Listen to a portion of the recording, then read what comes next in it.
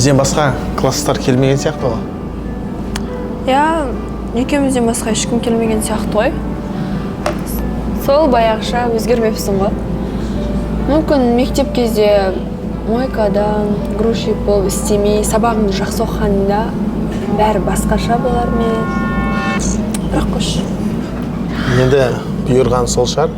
Өзіне не жаңалық? Мен тұрмысқа шықтым. Универімді қызылмен бітірдім.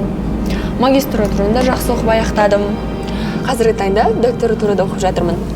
Осы жақында ғана салоннан машина міндім. А еще Дубайға барып демалып қайттым. Алдағы уақытта жақсы бір ЖК-дан 2 бөлмелі пәтер алғалы жатырмыз. Бірақ сен бәрібір түсінбейсің ау, несін айтып отырмын? Керемет. Сен үшін қуаныштымын. Официант, біздің столдың счетін бере салыңызшы, төлей салайын. Жоқ, өзім не істеймін?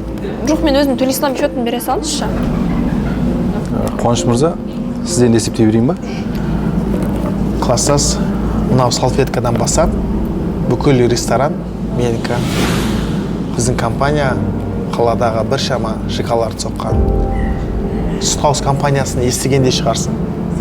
Қазіргі уақытта сол компанияның президенті болам. Шынымен айтып отырсың ба? Иә.